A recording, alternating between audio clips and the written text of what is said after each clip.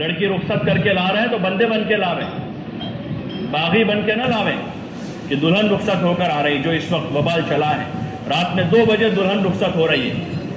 جس قوم میں ایک زمانہ تھا کہ رات میں 9-10 بجے دلہن کو خاموشی کے ساتھ پہنچا دیتے تھے اور فجر کی اذان کے وقت اس کو واپس لوٹا دیتے تھے، اتنا خاموشی کے ساتھ اس کی رخصتی کا عمل ہو جاتا تھا۔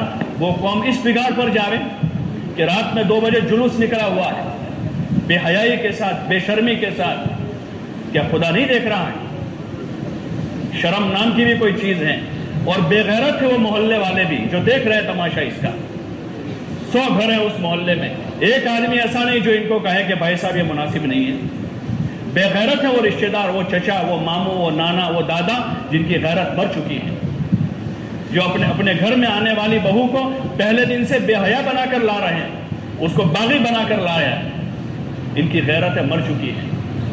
پہلے دن دیکھ رہے ہیں کہ دلہن اتنی زیادہ یعنی بے حیا بن کر، جس کے بال کھلے ہوئے ہیں، جس کے کپڑے ایسے یعنی بے رنگے ہیں کہ جو کمرے میں بھی پہنتے ہوئے نئی آنے والی دلہن ایک زمانے میں شرماتی تھی کہ اپنے شوہر کے سامنے بھی ایسا کپڑا پہن کر نہیں آتی تھی، ایک ایسا کپڑا پہن کر وہ پورے محلے کا نظارہ بنی ہوئی ہے اور بے غیرت تماشا دیکھ رہے ہیں۔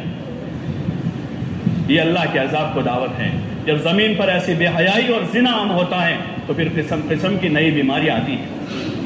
اس لیے گزارش ہے ناناؤں سے، داداؤں سے، ماموں سے، پھوپھاؤں سے، خالوؤں سے اور محلے کے ذمہ داروں سے، جوانوں سے کہ اس بغاوت پر جو ہے آپ اس پر نکیر کریں۔ یہ تقاضا ہے۔ 2 آدمی بولیں، 4 آدمی بولیں، سلیقے سے کہیں، لڑائی کرنے کو نہیں کہہ رہے ہیں، جھگڑا کرنے کو نہیں کہہ رہے ہیں۔ یہ شروعات اور ابتدائیں ہیں ساری۔ پھر جب پانی سر سے اوپر نکل جائے گا تو پھر اللہ کے عذاب کے علاوہ اور کوئی راستہ نہیں ہو سکتا اس کا۔ پھر خدا کا عذاب آ کر ہی سب کو سیدھا کرتا ہے۔ اس سے پہلے اللہ کر چکا ہے۔ قرآن میں اسی لیے اگلی قوموں کے واقعات پیش کیے ہیں۔ جب وہ ان کی بغاوت عروج پر پہنچی، اللہ نے ان کے درمیان میں سمجھانے والوں کو، نبیوں کو بھیجا، اور نبیوں کے حواریین نے ان پر محنت کی۔ جب ان کی سمجھ اور عقل اوپر ہو چکی اور سر سے اوپر پانی نکل گیا تو پھر اللہ کا عذاب آیا ہے اور قوموں کی قومیں ہلاک ہوئی ہیں۔ اپنے 2 پیسوں پر غرور نہ کریں۔ خدا کی دی ہوئی 2 نعمتوں پر اتراوے نہیں۔ اللہ کی زمین پر اللہ نے اترانے کے لیے نہیں بھیجا ہے۔ لا تمشی فی الارض مرحا، یہ زمین پر اکڑ کے مت چلو، اپنے مال کے نشے میں، اپنی دولت کے نشے میں، اپنی عقل کے نشے میں، جوانی کے جنون میں خدا کے سامنے بغاوت نہ کریں۔ وہ اللہ بڑا طاقتور ہے، جس نے فرعون کو ہلاک کیا ہے، جس نے قارون کو ملیا میٹ کیا ہے، جس نے بڑے بڑے دعوے داروں کو زمین سے نیست و نابود کیا ہے، اور جس نے بڑی بڑی آباد قوموں کو زیر و زبر کر کے رکھ دیا ہے، اس نے اس امت کو موقع دیا ہے۔ حضور علیہ السلام کے صدقے میں یہ اعلان کیا ہے کہ ایک ساتھ میں اس امت کو تباہ برباد نہیں کروں گا، لیکن بغاوت جب عروج پر آئے گی تو پھر اللہ اپنی اسی قدرت کے ساتھ ہے۔ سنبھل کے رہیں، حد میں رہیں، اور حد میں رکھنے کی کوشش کریں اپنے بیوی بچوں کو، اپنے بھائی بہنوں کو، اپنے رشتہ داروں کو، اپنے ملنے جلنے والوں کو حد میں رہنے کی تلقین کریں۔ 1 2 3 4 5 10 آدمی مل کر سمجھاویں۔ نہیں مان رہے، کیوں نہیں مان رہے؟ کہ سمجھانے والوں نے نا امید ہو کر، مایوس ہو کر سمجھانا چھوڑ دیا ہے، یا پھر وہ ان کی دل کی چاہت ہے جو کام ہو رہے ہیں، وہ ان کی بھی دل کی، وہ بھی دیکھنا چاہ رہے ہیں ایسے تماشے، وہ بھی خود دیکھنا چاہ رہے ہیں ایسے نظارے، یا پھر وہ مایوس ہوئے ہیں۔ اس لیے اللہ کے لیے کوشش کریں کہ بندے بن کر رہیں، اور خوشی غمی کے موقع پر بے قابو نہ ہو جاوے، مل کر سمجھاوے۔ 1 2 4 5 10 آدمی جمع ہو جاوے، 10 آدمی مل کر بات کریں گے، کیوں نہیں مانیں گے؟ کیوں نہیں مانیں گے؟ عورتیں نہیں مان رہی ہے، کوئی شرم آنی چاہیے ان مردوں کو جو کہہ رہے کہ ہماری عورتیں نہیں مان رہی ہیں۔ اللہ نے مرد بنایا ہے، رجال بنایا ہے، اور رجال قوامون علی النساء، قرآن میں اللہ کہہ رہا ہے کہ مردوں کو اللہ پاک نے عورتوں پر قوی اور حاوی بنایا ہے، وہ ان کو کنٹرول کریں گے۔ گھر کے نظام کو مرد لے کر چلیں گے، گھر کی خوشی کا نظام مرد بنائیں گے کہ خوشی کس طرح منائی جائے گی، غمی کیسے منائی جائے گی، اس کا نظام، اس کا مشورہ مرد کا، عورتیں تھوڑی کرے گی۔ مرد مشورہ کریں گے کہ گھر میں شادی کیسے ہوگی، لین دین کیسے کیا جائے گا، اور نکاح کیسے ہوگا، ولیمے کا کیا طریقہ ہوگا، کس کو بلایا جائے گا، کس کو نہیں بلایا جائے گا۔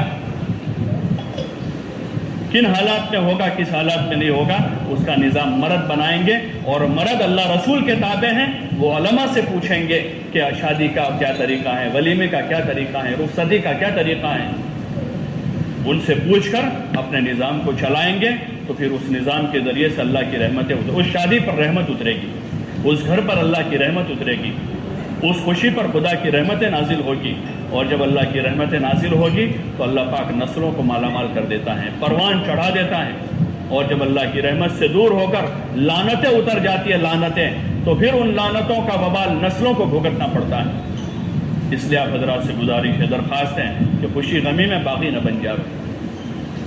ہاں، منگنیوں کو شادیوں کو حد میں رہ کر کریں، سادگی کے ساتھ کریں، سادگی میں مزہ ہے، سادگی میں محبت ہے، یہ حضور علیہ السلام کے گھر کا طریقہ ہے، یہ آپ کا شیوا ہے، اور اسراف اور فضول خرچی یہ حضور علیہ السلام کے دشمنوں کا طریقہ ہے، حضور کے دشمنوں کی پیروی ہے۔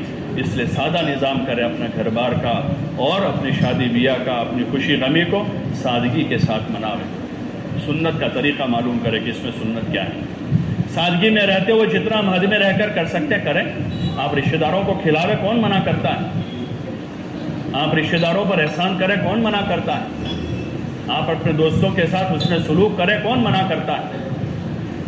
لیکن طریقے سے ہو، سلیقے سے ہو، سلیقے سے ہو، حضور علیہ السلام کے مبارک طریقے پر ہوگا، رحمت اترے گی، برکتیں اترے گی، اور اگر وہ آپ کے طریقے کے خلاف ہیں، وہ زحمت، لڑائیاں، جھگڑے اور وبال لے کر آئے گا، اور اس کا وبال ایسا ہوگا کہ آدمی بعض مرتبہ پریشان ہوتا ہے کسی معاملے میں، لیکن وہ اصل کسی چیز کا وبال ہوتا ہے، کسی چیز کا وبال، وہ کسی گناہ کی وہ نحوست ہوتی ہے، آج نہیں وہ کل آتی ہے، آج نہیں کل آتی ہیں، وہ کل نہیں وہ پرسوں آتی ہیں، اللہ کی پکڑ ایک دم سے نہیں آتی، وہ چاہے تو ایک دم پکڑ سکتا ہے، لیکن اللہ مہلت دیتا ہے، ڈھیل دیتا ہے، اس ڈھیل کو، اللہ کی اس ڈھیل کو آدمی اس کا ناجائز استعمال نہ کرے، اس کو اللہ کی رحمت نہ سمجھے، اللہ کی ڈھیل کو رحمت نہ سمجھے۔ بعض مرتبہ آدمی ڈھیل کو رحمت سمجھتا ہے کہ ڈھیل ہے، بعض مرتبہ سیٹ کچھ بولتا نہیں ہے، ایک مرتبہ، دو مرتبہ، تین مرتبہ آدمی 19-20 کرتا ہے، کچھ بولتا نہیں، آدمی سمجھتا ہے بیوقوف ہے، اس کو کچھ پتہ نہیں ہے، ایک 100 روپے گلے میں سے نکالے، وہ سمجھتا ہے اس کو کچھ پتہ نہیں، دوسری مرتبہ 200 نکالے، وہ سمجھتا ہے اس کو کچھ پتہ نہیں، سب پتہ ہے اس کو، وہ ڈھیل دے رہا ہے، مہلت دے رہا ہے، پروف پختہ کر رہا ہے، اپنے پروف جمع کر رہا ہے وہ، اب پکڑتا ہے کہ دیکھو تم نے پہلے 100 روپے نکالے تھے، پھر یہ 200 نکالے تھے، پھر یہ 500 نکالے تھے، پھر 1000 نکالے تھے، وہ سارے وصول کر کے پھر چھٹی کرتا ہے۔ ایسے اللہ پاک غافل نہیں ہے ہم سے، غافل نہیں ہے۔ آدمی منہ چھپا کے گناہ کر لیتا ہے، اللہ غافل نہیں ہے۔ آدمی بند کمرے میں گناہ کر، اللہ غافل نہیں ہے۔ آدمی 50 کلومیٹر جا کر کسی ہوٹل میں جا کے گناہ کرتا ہے، خدا غافل نہیں ہے، بستی والے نہیں دیکھ رہے ہیں۔